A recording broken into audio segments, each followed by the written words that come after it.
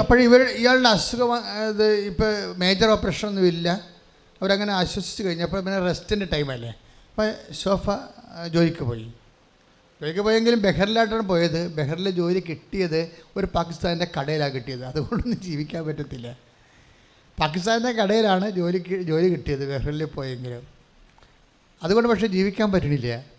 അപ്പോൾ എന്താ ഉടമ്പടിയിൽ വെച്ചിരുന്നത് അവളുടെ ജോലിയാണ് വെച്ചിരുന്നത് ഒരു കാര്യം.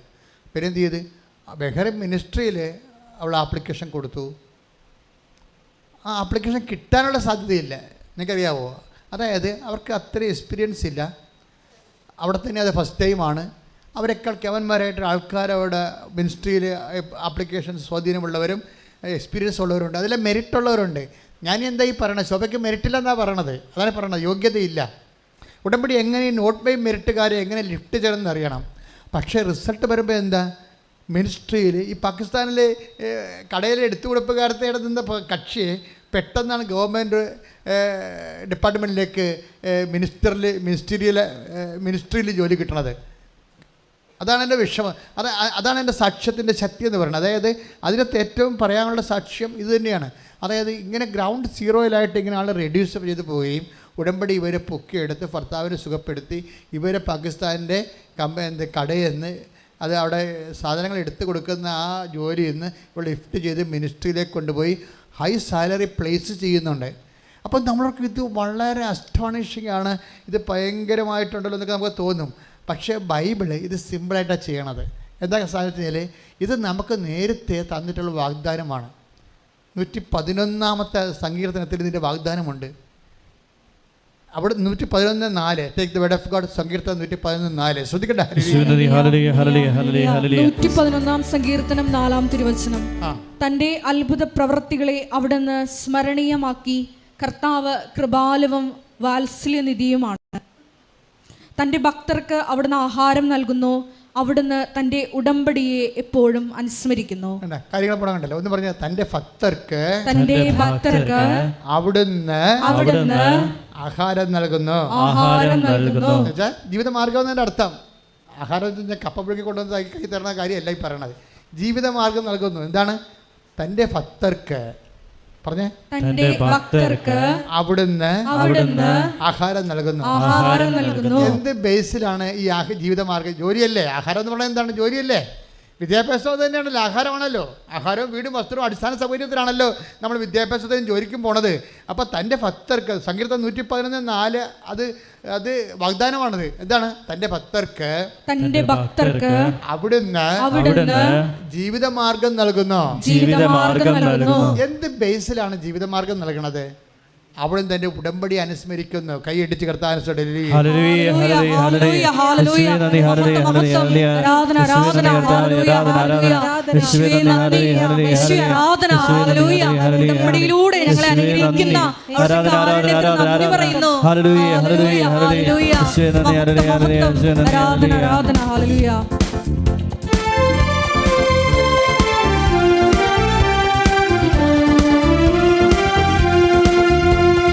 ഏലിയാവിനപ്പം ലഭിച്ചതുപോൽ എന്റെ ആഹാരം വരുന്നുണ്ട്. ഏലിയാവിനപ്പം ലഭിച്ചതുപോൽ എന്റെ ആഹാരം വരുന്നുണ്ട്. വരുന്നുണ്ട് വരുന്നുണ്ട് എന്റെ അനുഗ്രഹം വരുന്നുണ്ട്. വരുന്നുണ്ട് വരുന്നുണ്ട് എന്റെ അനുഗ്രഹം വരുന്നുണ്ട്. പരിശുദ്ധ പരമദിവ്യകാരുണ്യത്തിന് പരിശുദ്ധ പരമദിവ്യകാരുണ്യത്തിന്.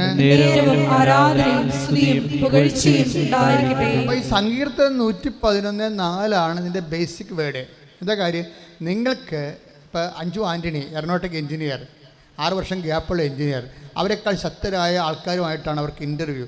ഇൻ്റർവ്യൂവിൽ അവർക്ക് കിട്ടിയിരിക്കുന്ന സ്കോർ 0. ആ ഹീറോ സ്കോറിൽ നിന്ന് അവർ നിലയും വിളിച്ച് ബാത്റൂമിൽ പോയി ഉച്ചത്ത് നിലവിളിച്ചിട്ട് സങ്കടത്തോടെ പ്രൊഫഷനോട് ബൈ പറഞ്ഞുകൊണ്ട് അവർ വീട്ടിലോട്ട് പോവുകയാണ്. അവർ തിരിച്ചു വിളിച്ചത് ആരാണ്? ഈ സങ്കീർത്തനം 114. എന്താണ്? അവൾ ഉടമ്പടിയോട് വിശ്വസ്തയായിരുന്നു. നമ്മൾ ചുമ്മാ അവിടുന്ന് തൻ്റെ ഭക്തർക്ക് ആഹാരം നൽകുന്നു എന്ന് പറഞ്ഞാൽ ഇറ്റ്സ് ഓക്കെ. കർത്താവ് പറഞ്ഞിട്ടുണ്ട് ആഹാരം എല്ലാവരും കൊടുക്കുന്നു എന്ന് പറഞ്ഞിട്ടുണ്ട്. എന്താണ്? ആകാശത്തിലെ പക്ഷികളെ നോക്കി അവർ വിതക്കുന്നില്ല, കൊയ്യുന്നില്ല. പക്ഷെ അതൊന്നും ഉടമ്പടി പ്രകാരമല്ല. മനസ്സിലായില്ലേ? അതായത് നിങ്ങൾക്ക് മെരിട്ട് പോകുന്ന സമയത്ത് ആഹാരം കിട്ടുന്നത്, ജോലി കിട്ടുന്നത്, ഇറ്റ് ഈസ് മെരിട്ട് പോയാൽ പിന്നെന്താണ്? But by grace. അതാണ് 114 പറയണത്. അവിടെ ഏറ്റു പറഞ്ഞ അവിടുന്ന് തന്റെ ഭക്തർക്ക് അവിടുന്ന് തന്റെ ഭക്തർക്ക് ആഹാരം നൽകുന്നു. ആഹാരം നൽകുന്നു.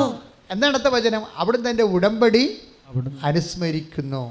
നിങ്ങൾ മനസ്സിലായില്ലേ? ആഹാരം നൽകുന്നത് ഈ മെരിറ്റ്. ശോഭയ്ക്ക് ജോലി കിട്ടിയത് പാകിസ്ഥാൻ്റെ സാധാരണ കച്ചവട പീടികയെന്ന് ബെഹ്റിൻ്റെ മിനിസ്ട്രിയിലേക്ക് ശോഭയെ ഉയർത്തിയത് എന്താണ്?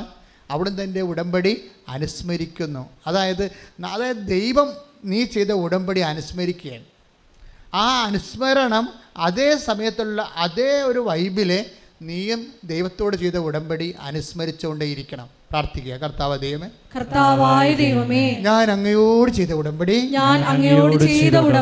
അനുദിനം അനുസ്മരിക്കുവാനും അതനുസരിച്ച് അങ്ങയുടെ ഭക്തനായി ഭക്തയായി ഉടമ്പടിയിൽ വളരുവാനും എന്നെ സഹായിക്കണം.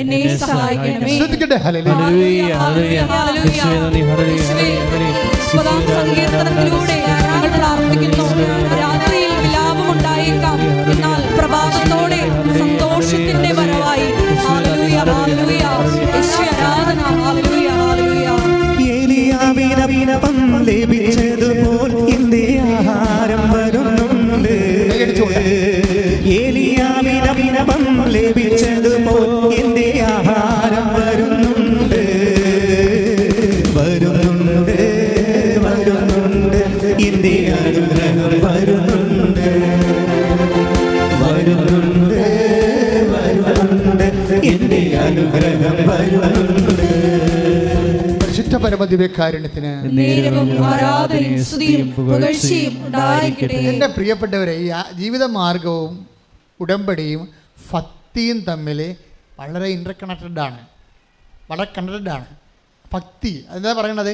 അവിടുന്ന് അത് 114 എന്താ പറയണത്? അവിടുന്ന് തന്റെ ഭക്തർക്ക് ആഹാരം നൽകുന്നു, ജീവിതമാർഗം നൽകുന്നു. എന്താണ് കാരണം? അവിടുന്ന് തന്റെ ഉടമ്പടി അനുസ്മരിക്കുന്നു. അപ്പൊ ഭക്തർക്കാണ് നൽകുന്നത്. ഭക്തി ഒരു പ്രശ്നമാണ് നിന്റെ അകത്തെ. ഉടമ്പടിയും ഭക്തിയും. ഇപ്പം നിനക്ക് ജോലി വേണം, വീട് വേണം, വിവാഹം നടക്കണം, കുഞ്ഞുങ്ങൾ ഉണ്ടാവണം, വസ്തു വിൽക്കണം, രോഗം മാറണം, ദാറ്റ്സ് ഓക്കെ. പക്ഷെ ഇത് വർക്ക് ചെയ്യുന്ന ഭക്തിയിലാണ്.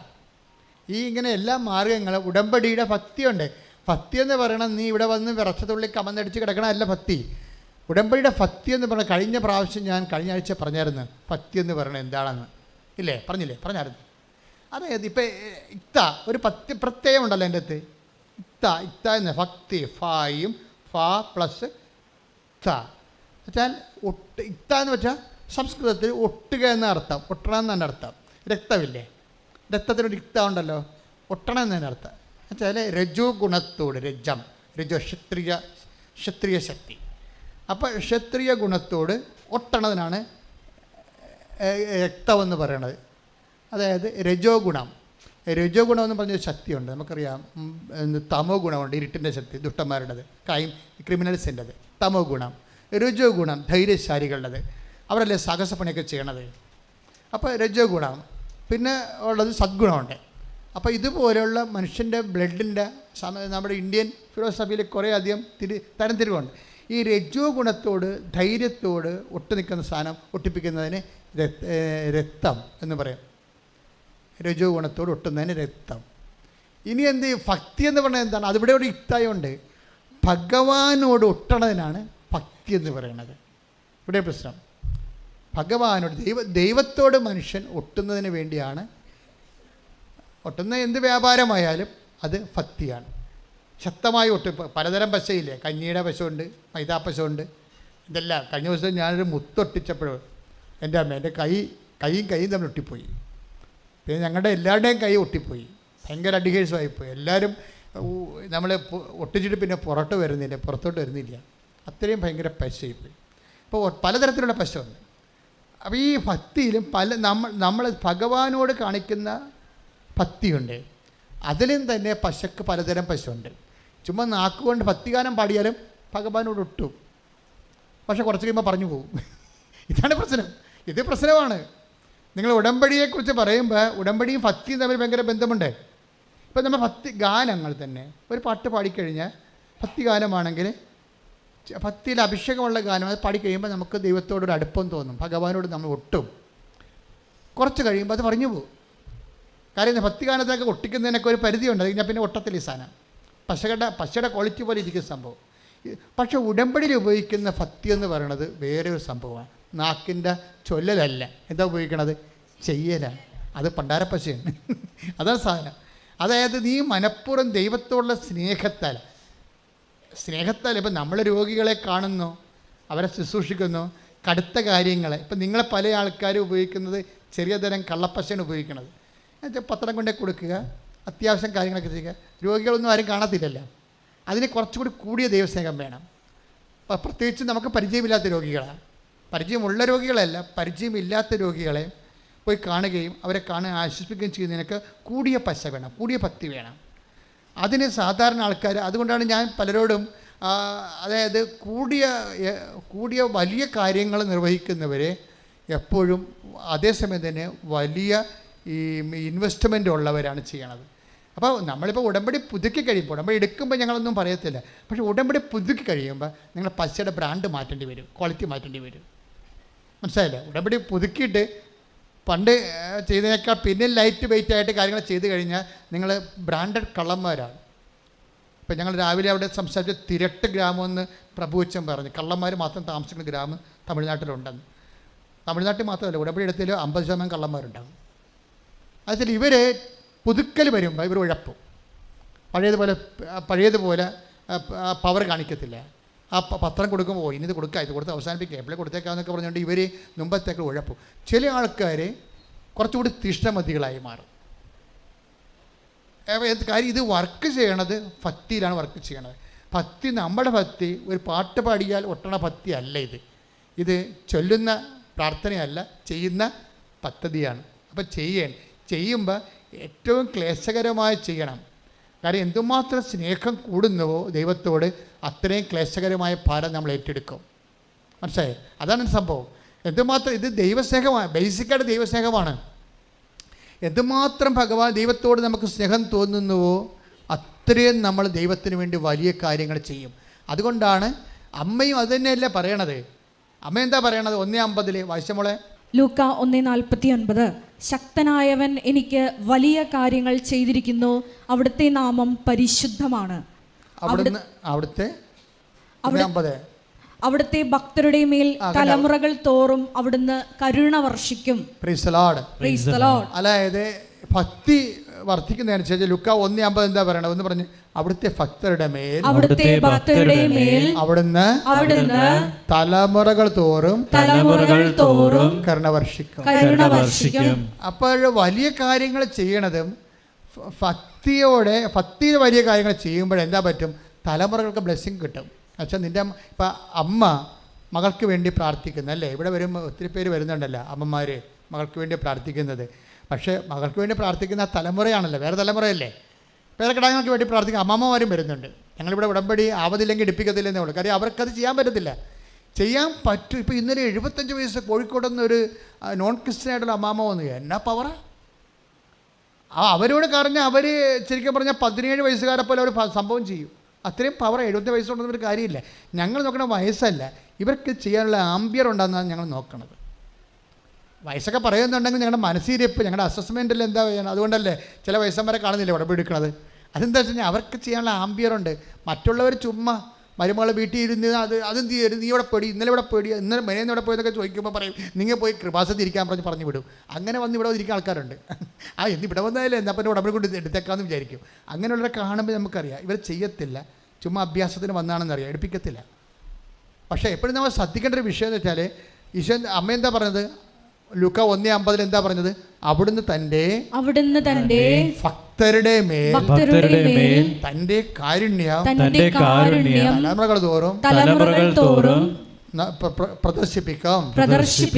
അപ്പൊ 2-3 പ്രശ്നമാണ് അവിടെ. അതെല്ലാം ഉടമ്പടിയാണ്. കാര്യം അവിടെ കാരുണ്യം വന്നിട്ടുണ്ട്. Not by merit but by grace. അതാണല്ലോ കാരുണ്യം. മെറിറ്റിലല്ല. അപ്പം തലമുറകളോട് കാരുണ്യം കാണിക്കും. നിൻ്റെ മക്കളോടും പേരക്കിടാങ്ങളോടും ദൈവം കാരുണ്യം കാണിക്കും. ആരുടെ? ഭക്തരുടെ മേലാണ്.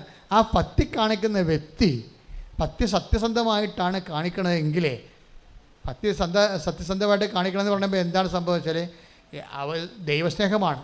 ദൈവസ്നേഹം കൂടിയാൽ നമ്മൾ രക്തസാക്ഷി വരെ ആയിപ്പോവും. ഞാനൊക്കെ എപ്പോഴും കൊതിക്കുന്ന ഒരു സംഭവമാണ്. എനിക്കിങ്ങനെ പനി പിടിച്ച് മരിക്കുമ്പോഴൊക്കെ ആത്മഹത്യ ചെയ്ത പോലെയുള്ളൊരു പദ്ധതി എൻ്റെ മനസ്സിനുള്ളത്. അങ്ങനെ ഒരു സുവിശേഷകൻ ഇങ്ങനെ പനി പിടിച്ച് മരിക്കണേ. സുവിശേഷകൻ സുവിശേഷം പ്രസംഗിച്ച് അതിൻ്റെ പ്രത്യാഘാതങ്ങൾ ഏറ്റാണ് ദൈവത്തിന് സാക്ഷിയായി അവൻ അത്രയും നാൾ ചെയ്ത കാര്യം സത്യസന്ധമാണെന്ന് ലോകത്തോടും ദൈവത്തോടും പറഞ്ഞുകൊണ്ടാണ് അവൻ ദൈവത്തേക്കിലേക്ക് പോണത്. അതാണ് സുവിശേഷം. അപ്പോൾ അത്രയും വരെ എത്തിപ്പോകുന്നുണ്ടെങ്കിൽ, തീർച്ചയായിട്ട് എത്താൻ മനുഷ്യൻ കൊതിക്കുന്നുണ്ടെങ്കിൽ, ഭക്തിയുടെ പിന്നിൽ എപ്പോഴും നമുക്ക് ഒരു ആത്മാർത്ഥമായ സമർപ്പണം ഉണ്ടാകണം. അല്ലാതെ എന്തെങ്കിലും ഈ ലൊട്ടിലൊടുക്ക് പരിപാടി ചെയ്ത് ഉടമ്പടി ഒപ്പിക്കാമെന്ന് ആരും ധരിക്കരുത്. കാര്യം ഇത് അസസ് ചെയ്യണത് നിങ്ങൾ ചെയ്യുന്ന പ്രവൃത്തിയല്ല, ദൈവത്തോട് നിങ്ങൾ കാണിക്കേണ്ട സ്നേഹമാണ്. അതുകൊണ്ട് സങ്കീർത്തനം എന്താ പറയണത്? അവിടുന്ന് സ്നേഹത്താൽ ശ്രുതികട്ടെ. ഹല്ലേലൂയ, ഹല്ലേലൂയ, ഹല്ലേലൂയ, ഹല്ലേലൂയ, യേശുവേ നന്ദി, യേശുവേ ആരാധന, ഹല്ലേലൂയ, ഹല്ലേലൂയ, സങ്കീർത്തനം 91:44 ശ്രുതികട്ടെ. ഹല്ലേലൂയ, ഹല്ലേലൂയ, ഹല്ലേലൂയ, യേശുവേ നന്ദി, യേശുവേ. തമ്പേരിൻ താളത്തോടെ കൈത്താളമേളത്തോടെ കർത്താവിനെ സ്തുതിച്ചിടാം. കർത്താവിൻ നാമം തമ്പേരിൻ താളത്തോടെ കൈത്താളമേളത്തോടെ കർത്താവിനെ സ്തുതിച്ചിടാം. കർത്താവിൻ നാമം വാഴ്ത്തിടാം. തമ്പേരിൻ താളത്തോടെ കൈത്താളമേളത്തോടെ കർത്താവിനെ സ്തുതിച്ചിടാം. കർത്താവിൻ നാമം വാഴ്ത്തിടാം.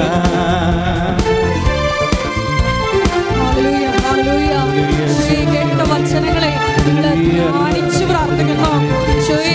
അവിടുത്തെ ഭക്തരുടെ മേൽ തലമുറകൾ തോറും അങ്ങ് വർഷിക്കുന്ന കാരുണ്യത്തിന്, ഉടമ്പടിയിലൂടെ ഞങ്ങളെ സന്ധിക്കുന്ന കാരുണ്യത്തിന് ഞങ്ങൾ നന്ദി പറയുന്നു. ഹല്ലേലൂയ. നല്ല ഇടയനെ സ്തുതിച്ചിടുവിൻ, നല്ല ഇടയനെ സ്തുതിച്ചിടുവിൻ. നല്ലവനല്ലോ ദയ എന്നുമുള്ളത്, അവൻ വല്ലഭനല്ലോ ദയ എന്നുമുള്ളത്. തമ്പേരിൻ താളത്തോടെ കൈത്താളമേളത്തോടെ കർത്താവിനെ സ്തുതിച്ചിടാം. കർത്താവിൻ നാമം വാഴ്ത്തിടാം. തമ്പേരിൻ താളത്തോടെ കൈത്താളമേളത്തോടെ കർത്താവിനെ സ്തുതിച്ചിടാം. കർത്താവിൻ നാമം വാഴ്ത്തിടാം. തമ്പേരിൻ താളത്തോടെ കൈത്താളമേളത്തോടെ കർത്താവിനെ സ്തുതിച്ചിടാം. കർത്താവിൻ നാമം വാഴ്ത്തിടാം. Praise the Lord. Praise the Lord. ഇരിക്കുക. സങ്കീർത്തനം 91:14 അവൻ സ്നേഹത്തിൽ എന്നോട് ഒട്ടി നിൽക്കുന്നതിനാൽ ഞാൻ അവനെ രക്ഷിക്കും. അവൻ എൻ്റെ നാമം അറിയുന്നതുകൊണ്ട് ഞാൻ അവനെ സംരക്ഷിക്കും. Price the Lord. Praise the Lord. അതായത് ഈ നമ്മൾ ആദ്യം കണ്ടത് എന്താണ്? ആദ്യം കണ്ട വചനത്തിലുണ്ടായിരുന്നത് ഭക്തിയാണ്. 111:4 നമ്മൾ കണ്ടത് എന്താണ്? തന്റെ ഭക്തർക്ക് അവിടുന്ന് ആഹാരം നൽകുന്നു. തന്റെ ഭക്തർക്ക് അവിടുന്ന് ജീവിതമാർഗം നൽകുന്നു. അവിടുന്ന് തന്റെ ഉടമ്പടിയെ എപ്പോഴും അനുസ്മരിക്കുന്നു. അവിടുന്ന് തന്റെ ഉടമ്പടിയെ എപ്പോഴും അനുസ്മരിക്കുന്നു. അപ്പോൾ ഭക്തർക്ക് ജീവിതമാർഗം നൽകുന്നതിൻ്റെ ബേസ്മെൻ്റ് എന്ന് പറയുന്നത്, അടിസ്ഥാനം എന്താണ്? ദൈവം നമ്മുടെ ഉടമ്പടി അനുസ്മരിക്കുന്നത് കൊണ്ടാണ്. അപ്പോൾ ദൈവം നമ്മുടെ ഉടമ്പടി അനുസ്മരിക്കണം. പിടികിട്ടിയാ? ദൈവം നമ്മുടെ നിങ്ങൾ ദൈവത്തോട് ചെയ്ത ഉടമ്പടിയെ ദൈവം അനുസ്മരിക്കണം. ദൈവം അനുസ്മരിക്കണമെങ്കിൽ എന്ത് ചെയ്യണം? നിങ്ങൾക്ക് ആ ഭക്തി എന്ന് പറഞ്ഞ ഒട്ടലില്ലേ, അതെന്തുകൊണ്ടാണ് ഒട്ടണത്? ദൈവസ്നേഹത്താലാണ് ഒട്ടണത്. 91 സങ്കീർത്തനം അതല്ലേ പറയണേ? 91:14 അല്ലേ? അവൻ സ്നേഹത്തിൽ എന്നോട് ഒട്ടി നിൽക്കുന്നതിനാൽ, അവിടുന്ന് സ്നേഹത്തിൽ എന്നോട് ഒട്ടി നിൽക്കുന്നതിനാൽ ഞാൻ അവനെ രക്ഷിക്കും. അവൻ എൻ്റെ നാമം. അപ്പോഴേ ഒട്ടി നിൽക്കുമ്പോഴേ രക്ഷിക്കുക മാത്രമല്ല, ദൈവം നമ്മുടെ ഉടമ്പടി അനുസ്മരിക്കും. അവിടുന്ന് സ്നേഹത്തിൽ നമ്മൾ ദൈവത്തോട് ഒട്ടി നിൽക്കുകയാണെങ്കിൽ ഉടമ്പടി അനുസ്മരിക്കും. ഉടമ്പടി അനുസ്മരിച്ചാൽ മതി. കാര്യം ദൈവം നമ്മളൊന്ന് ഓർത്താൽ മതി. നമുക്ക് ഈ അനുഗ്രഹം വരുന്നതിൻ്റെ സോഴ്സ് ഇപ്പോൾ ആൻ്റണി പാടിയില്ലേ, വരുന്നുണ്ട് നിൻ്റെ അനുഗ്രഹം വരുന്നുണ്ട്, ആഹാരം വരുന്നുണ്ടെന്നൊക്കെ പറയണത് എന്തുകൊണ്ടാണ്? ദൈവം ദൈവത്തിനെ സംബന്ധിച്ചിടത്തോളം ഭക്തി, വിശ്വാസം, സ്നേഹം എല്ലാം വർക്കൗട്ട് ചെയ്യണത് ഒറ്റ ആപ്പിലാണ്, സിംഗിൾ മെമ്മറിയാണ്. അത് കുർബാന പോലും മെമ്മറി ആക്കി കളഞ്ഞതിൻ്റെ കാരണം അതാണ്. നിൻ്റെ സ്നേഹം ദൈവം അനുഭവിക്കുന്നത് നീ ദൈവത്തെക്കുറിച്ച് ഓർക്കുമ്പോഴാണ്. ദൈവത്തിൻ്റെ സ്നേഹം നീ അനുഭവിക്കുന്നതും നീ ദൈവത്തെക്കുറിച്ച് ഭക്തിയോടെ ഓർക്കുമ്പോഴാണ്. ഓർമ്മയാണ് ഇതിൻ്റെ ബേസ്മെൻ്റ് എല്ലാം. When we lost your memory you lost your faith and your God. അതാണ് സത്യം. എന്നെങ്കിലും നീ ദൈവത്തിനെക്കുറിച്ചുള്ള ഓർമ്മ നിനക്ക് നഷ്ടമായാൽ അവിടെ വെച്ച് നീ ഭക്തനല്ലാതായി മാറും. പ്രാർത്ഥിക്കുക, കർത്താവായ ദൈവമേ, അങ്ങയെക്കുറിച്ച് സ്നേഹത്തോടെ ഓർക്കുവാൻ ആവശ്യമായ അഭിഷേകം എനിക്ക് നൽകണമേ. അതാണ് അച്ഛൻ ആദ്യമേ പറഞ്ഞത്. മക്കളെ, ഏറ്റവും വലിയ പുണ്യം എന്ന് പറയുന്നത് ഓർമ്മയാണ്. ദൈവത്തെക്കുറിച്ച് ഓർക്കുമ്പോഴുണ്ടാകുന്ന ദൈവത്തെക്കുറിച്ച് നമ്മുടെ ജീവിത അവസ്ഥകളെ അടിസ്ഥാനപ്പെടുത്താതെ തന്നെ ദൈവത്തിന് വേണ്ടി മാത്രം ഓർക്കുക കഴിഞ്ഞാൽ നീ കറക്റ്റ് ദൈവവേദിയിലാകും. കാര്യം ഇതൊരു ഓർമ്മയിലാണ് നീയും ദൈവവും തമ്മിലുള്ള റിലേഷൻസ് വർക്കൗട്ട് ചെയ്യണത് ഓർമ്മയുടെ അടിസ്ഥാനത്തിലാണ്. അതുകൊണ്ടാണ് ജീസസ് പറഞ്ഞത്, do this in memory of me. ഇതെൻ്റെ ഓർമ്മയ്ക്കായി ചെയ്യുവേൻ. ഇത് ഓർക്കുമ്പോഴെല്ലാം നമുക്ക് ചുമ്മാ ഇങ്ങനെ അപ്പം മുറിച്ച് ഓർക്കാൻ പറ്റത്തില്ല.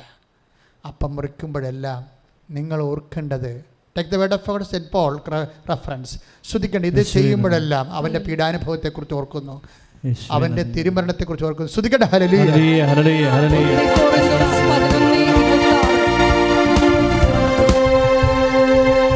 1 കൊറിന്തോസ് 11:26 നിങ്ങൾ ഈ അപ്പം ഭക്ഷിക്കുകയും ഈ പാത്രത്തിൽ നിന്ന് പാനം ചെയ്യുകയും ചെയ്യുമ്പോഴെല്ലാം കർത്താവിന്റെ മരണം അവന്റെ പ്രത്യാഗമനം വരെ പ്രഖ്യാപിക്കുകയാണ് ചെയ്യുന്നത്. ഇതാണ് അവസ്ഥ. അതായത് ഇത് നിങ്ങൾ അവൻ്റെ അപ്പം അവൻ്റെ നാമത്തിൽ മുറിച്ച് കഴിയുമ്പോൾ നമ്മൾ എന്താ ഓർക്കേണ്ടത്? കർത്താവിൻ്റെ മരണമാണ് ഓർക്കുന്നത്.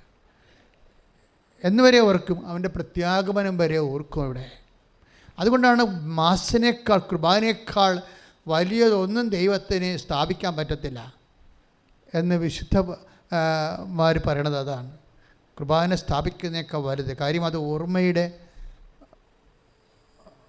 ഓർമ്മയുടെ ഏറ്റവും സൊഫിസ്റ്റിക്കേറ്റഡ് ആയിട്ടുള്ള, ഏറ്റവും റിഫൈൻഡ് ആയിട്ടുള്ള, ദൈവത്തെ നമുക്ക് ഓർക്കാനും നമുക്ക് ദൈവത്തെ ഓർക്കാനും, ദൈവസ്നേഹത്തിലും ദൈവത്തിന് നമ്മളുടെ സ്നേഹത്തിൽ നിറയാനും നമുക്ക് ദൈവത്തോടെ സ്നേഹത്തിൽ നിറയാനും. അതുതന്നെ ഇവിടെ എഴുതിയിരിക്കുന്നത് എന്താണ്? അവിടുന്ന് നമ്മൾക്ക് എന്തുകൊണ്ടാണ് ഈ ഭക്തനെ അനുസ്മരിക്കാൻ കാരണം എന്താണ്?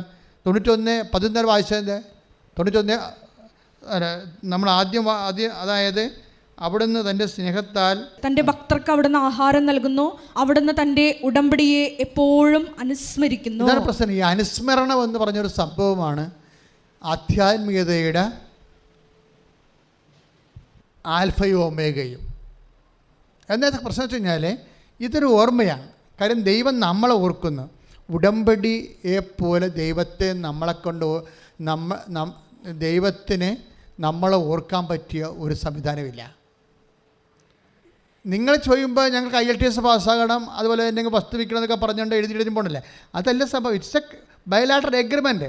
എന്ന് വെച്ചാൽ മനുഷ്യരാശിക്ക് ദൈവത്തിന് നമ്മളെ ഓർക്കാനും നമ്മൾക്ക് ദൈവത്തെ ഓർക്കാനും അതുവഴി ദൈവം നമ്മളുടെ സ്നേഹത്താൽ നിറഞ്ഞ് നമ്മളെ തനക്ക് അനുഗ്രഹിക്കാനും ഒക്കെയുള്ള ഒരു മെക്കാനിസം എന്ന് പറയുന്നത് ഓർമ്മയാണ്. അതിൻ്റെ പ്രശ്നം ആ ഓർമ്മ, ആ ഓർമ്മയെക്കുറിച്ചാണ് 111:4 പറയണത്. എന്താണ്? അവിടുന്ന് തൻ്റെ ഭക്തർക്ക് ആഹാരം ജീവിതമാർഗം നൽകുന്നു. പിന്നെ എന്താണ്? അവിടുന്ന് തൻ്റെ ഉടമ്പടിയെ എപ്പോഴും അനുസ്മരിക്കുന്നു. അപ്പം അനുസ്മരിക്കുക എന്ന് വെച്ചാൽ നമ്മൾ ഉടമ്പടിയെ ദൈവം അനുസ്മരിക്കണം എന്നുണ്ടെങ്കിൽ നമുക്ക് അതിന് തക്ക ദൈവസ്നേഹം ഉണ്ടാകണം. കാര്യം എന്താണ്? ഭക്തിയല്ലേ, ഭക്തർക്കല്ലേ, ഭക്തരുടെ ഉടമ്പടിയല്ലേ അനുസ്മരിക്കണത് അല്ലേ? ദൈവം ഭക്തരുടെ ഉടമ്പടിയാണ് അനുസ്മരിക്കണത്. ഭക്തി എന്ന് പറഞ്ഞാൽ എന്താണ്? അതിൻ്റെ ബേസിക് എന്താണ്? ദൈവസ്നേഹമാണ്. അതുകൊണ്ടാണ് ബൈബിൾ പറയണത് ഭക്തി ഒട്ടി നിൽക്കുന്ന പരിപാടിയാണെങ്കിലും ശരിക്കും ഒട്ടിക്കണേ എന്താണ്? അവിടുന്ന് സ്നേഹത്തിൽ. Take the word of God. 91 സങ്കീർത്തനം ശ്രദ്ധിക്കട്ടെ. ഹല്ലേലൂയ ഹല്ലേലൂയ ഹല്ലേലൂയ. 91 സങ്കീർത്തനം 14 തിരുവചനം. 91:14. അവൻ സ്നേഹത്തിൽ എന്നോട് ഒന്ന് ഒട്ടി പറഞ്ഞേ, നിൽക്കുന്നതിനാൽ. അവിടുന്ന് സ്നേഹത്തിൽ എന്നോട് ഒട്ടി നിൽക്കുന്നതിനാൽ ഞാൻ അവനെ രക്ഷിക്കും. രക്ഷ വരണതും സംരക്ഷണം വരണതും എല്ലാം വരണത് എന്താണ്? നിന്റെ സ്നേഹത്തിൻ്റെ ലെവലനുസരിച്ചാണ്, ദൈവസ്നേഹത്തിൻ്റെ ലെവല്. അപ്പം അത് ഉടമ്പടി എൻ്റെ മക്കൾ ടാർഗറ്റ് ചെയ്യണത് ഞങ്ങൾ പറയുന്ന നിർദ്ദേശങ്ങളും നിബന്ധനകളും അച്ചിട്ടതുപോലെ എണ്ണി ഒപ്പിച്ച് അതുപോലെ ചെയ്താൽ അങ്ങനെ ഒരു പാകത്തിനിങ്ങനെ പാചകവിധിയല്ലേ ഉടമ്പടി അല്ലേ? ഉടമ്പടി ഒരു പാചകവിധിയായിട്ട് വേണം എടുക്കാം അല്ലേ? നമുക്ക് വേണമെങ്കിൽ ഒരു ഉണ്ട ചമ്മന്തി അരക്കണമെങ്കിൽ എന്തുമാത്രം തേങ്ങ വേണം, എന്തുമാത്രം മുളക് വേണം, എത്ര കഷ്ണം മാങ്ങ വേണം എന്നൊക്കെ ഒരു പാചകവിധിയുണ്ട്. അതുപോലെ നിനക്ക് അനുഗ്രഹം കിട്ടണമെങ്കിൽ 5 രോഗികളെ കാണണം, 10 പേർക്ക് ഭക്ഷണം കൊടുക്കണം. അങ്ങനെ പാചകവിധിയല്ല ഉടമ്പടി. ഉടമ്പടി ദൈവസ്നേഹമാണ് വിഷയം. നീ ഉടമ്പടിയിലായിരിക്കുന്ന വ്യക്തിയുടെ ദൈവസ്നേഹം കൂടുന്നുണ്ടോ എന്ന് നോക്കണം. അല്ല നീ ചെയ്യണ കാര്യങ്ങളല്ല. നീ ചെയ്യണ കാര്യം സാങ്കേതികമായിട്ടാണെങ്കിൽ എന്ത് ചെയ്യും? ദൈവസ്നേഹം ഇല്ലാതെ സാങ്കേതികമായിട്ടാണ് ചെയ്യണമെങ്കിൽ വർക്കൗട്ട് ചെയ്യത്തില്ല. അത് ഒന്ന് കുറഞ്ഞ ദിവസം പറയുന്നില്ല. നീ മാലാഖമാരുടെ ഭാഷ സംസാരിച്ചാൽ പോലും സ്നേഹമില്ലെങ്കിൽ അതൊക്കെ ശൂന്യം. ശ്രദ്ധിക്കട്ടെ. ഹല്ലേലൂയ. Take the word of God. ഹല്ലേലൂയ ഹല്ലേലൂയ ഹല്ലേലൂയ ഹല്ലേലൂയ ഹല്ലേലൂയ. യേശുവേ ആരാധന, യേശുവേ നന്ദി, യേശുവേ നന്ദി, യേശുവേ മഹത്വം. ഹല്ലേലൂയ ഹല്ലേലൂയ ഹല്ലേലൂയ. 1 കൊരിന്തോസ് 13:1. 1 കൊരിന്തോസ് 13:1. ഞാൻ മനുഷ്യരുടെയും ദൈവദൂതന്മാരുടെയും ഭാഷകളിൽ സംസാരിച്ചാലും എനിക്ക് സ്നേഹമില്ലെങ്കിൽ ഞാൻ മുഴങ്ങുന്ന ചേങ്ങലയോ ചിലമ്പുന്ന കൈത്താളമോ ആണ്. അതായത് പൗലോസ് അത്ര വലിയ കവിയല്ലായിരുന്നു. കാര്യം മുഴങ്ങുന്ന ചേങ്ങലക്കും ചിലമ്പിനുമൊക്കെ ഒരു താളമുണ്ട്. പക്ഷേ ശരിക്കും പറഞ്ഞാൽ ആ താളം പോലും ഉണ്ടാകത്തില്ല സ്നേഹമില്ലെങ്കിലും അദ്ദേഹം ഇന്ന് നമ്മുടെ ഭാഷകളെല്ലാം നമുക്ക് കമ്മ്യൂണിക്കബിൾ പോലും ആകാതെ ഇരിക്കുമെന്നാണ് പറയണത്. പക്ഷേ അതിനേക്കാൾ ഗതികേടാണ് ശരിക്കും പറഞ്ഞാൽ. അതുകൊണ്ട് എൻ്റെ മക്കൾ ചെയ്യണത് സ്നേഹരാഹിത്യമായിട്ടുള്ള എന്തെങ്കിലും ബേസ്മെൻ്റ് ഉണ്ടോ എന്ന് നോക്കണം. കാര്യം ഇതെല്ലാം ചെയ്യണമെങ്കിൽ സ്നേഹം വേണം. ആരോട് വേണം? ദൈവത്തോട് വേണം. ദൈവത്തോട് സ്നേഹമില്ലാതെ നിനക്ക് ആശുപത്രിയിൽ പോകാനൊന്നും രോഗികളെ കാണാൻ പറ്റത്തില്ല. ദൈവത്തോട് സ്നേഹമില്ലാതെ നിനക്കൊരു ബന്ധവും സ്വന്തമല്ലാത്ത ആൾക്കാരെ വിളിച്ചിരുത്തി പഠിക്കാൻ. ഇപ്പം ഞാൻ ചില പ്രശ്നത്തിൽ പറഞ്ഞു ട്യൂഷൻ പഠിപ്പിക്കാൻ പറ്റുന്നവരിപ്പോൾ ഈ വെക്കേഷൻ ടൈമാണ്. എല്ലാവരും തന്നെ ഇംഗ്ലീഷിനും കണക്കിനുമൊക്കെ കുറവുള്ള ആൾക്കാരാണ്. പിള്ളേർക്ക് നല്ല വിദ്യാഭ്യാസം കിട്ടണില്ല. അപ്പോൾ അതുകൊണ്ട് തന്നെ അവർക്കൊരു സെൻറ്റൻസ് പോലും എഴുതാൻ അറിയാൻ പാടില്ലാത്ത 10ാം ക്ലാസ്സുകാരെ നമ്മൾ കണ്ടിട്ടുണ്ട്.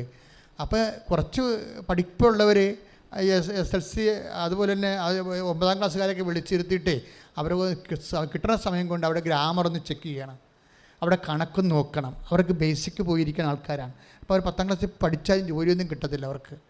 ഗവൺമെൻറ് പിന്നെ ഇരട്ടി ട്യൂട്ടോറിയൽ ഇരട്ടി പണം മുടക്കി പിന്നെ ഇവരെ പഠിപ്പിക്കാതിരിക്കാൻ വേണ്ടി ഗ്രേസ് മാർക്ക് കൊടുത്ത് വിടും. പക്ഷേ ഇവരെന്നാ പറ്റണമെന്ന് വെച്ച് കഴിഞ്ഞാൽ ഗവൺമെൻറ് എന്താ ഉദ്ദേശിക്കുന്നത്? അതായത് സ്കിൽഫുൾ അല്ലാത്ത കുറച്ച് തൊഴിലാളികളെ അടുത്ത തലമുറ സൃഷ്ടിക്കാൻ പറ്റുന്ന വിദ്യാഭ്യാസമാണ് ചില സമയത്ത് ഈ ഓൾ പ്രൊമോഷൻ കൊണ്ട് ഉണ്ടാകുന്നത്. ഗവൺമെൻറ് അതേ പറ്റത്തുള്ളൂ. ഞാൻ ഗവൺമെൻറ് കുറ്റം പറയുകയല്ല. പക്ഷേ അതേസമയം തന്നെ ഇങ്ങനെ ഷെഡ് ഔട്ട്സുകളുടെ എണ്ണം കൂടുന്നുണ്ട്. അതേസമയം തന്നെ 9ാം ക്ലാസ് വരെ ചെന്നിട്ടും ബേസിക്സ് കിട്ടാത്തവരുണ്ട്. അവരെ നിങ്ങൾ വിളിച്ചിരുത്തി ജാതിയും മതവും നോക്കാതെ അവരുടെ ബേസിക്സ് കറക്റ്റ് ചെയ്യണം. ഗ്രാമർ ആയാലും ഇംഗ്ലീഷ് ആയാലും കണക്കായാലും ഒന്ന് നോക്കണം. ഗ്രാമർ, ഇംഗ്ലീഷ്, കണക്ക് ഒന്ന് നോക്കിയിട്ട് കാര്യം അവർക്ക് ഇപ്പോൾ പൈസ കൊടുത്ത് ട്യൂഷൻ ചെയ്യാൻ ഉള്ള മാർഗ്ഗമില്ലാത്തവരെ നോക്കണം. അത് ഉടമ്പടിയുടെ ഒരു ഭാഗമാകണം. പക്ഷേ അത് നിങ്ങൾ ദൈവസ്നേഹത്താൽ ചെയ്യണം. ദൈവസ്നേഹത്തെ ചെയ്തില്ലെങ്കിലുള്ള കുഴപ്പമെന്ന് വെച്ച് കഴിഞ്ഞാൽ പിന്നെ സമുദായ സ്നേഹമാണ് ഉള്ളത്. കേരളത്തിൻ്റെ കാര്യം പറയുക, ഒരു മനുഷ്യൻ ദൈവസ്നേഹത്തെ ഇപ്പം നമ്മൾ ജാതി മാറണം, ജാതി ഉണ്ടാവരുത്, മതം ഉണ്ടാവരുതെന്നൊക്കെ പറഞ്ഞാലും ഇത് ഒരു പറയുന്ന ആൾക്കാർ അതിനൊക്കെ വലിയ ജാതി കളിക്കുന്ന ആൾക്കാരാണ്.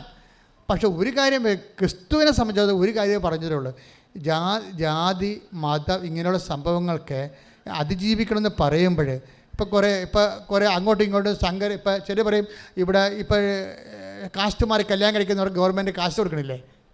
കാസ്റ്റുമാർ കല്യാണം കഴിക്കുന്നവർക്ക് അല്ലേ, 2 കാസ്റ്റിൽ എതിർ കാസ്റ്റിൽ കല്യാണം കഴിക്കുന്നവർക്ക് കാശ് കൊടുക്കുന്നുണ്ട്. അപ്പോൾ അതുകൊണ്ട് കാസ്റ്റ് സിസ്റ്റം മാറുമെന്നാണ് ഇവർ പറയണത്. ആര് മാറാൻ? ഒരിക്കലും മാറത്തില്ല. കാരണം ഇത് ജാതി എന്നല്ല, ജനിതകമല്ലേ, ജനറ്റിക്കല്ല ഇത് സാധനം, ബ്ലഡിൽ കിടക്കുന്ന സാധനമല്ലേ ഇത്. ജാത്യ ഗുണം തൂത്താ പോവുക. ഇതിൻ്റെ തൊള്ളത് ജനറ്റിക്കൽ കേസാണിത്. ഇത് കുറേ വർഷങ്ങൾ. അതുകൊണ്ടാണ് ഈശോ എന്നാ പറഞ്ഞറിയോ, ലവ് ലെവൽ കൂട്ടണം.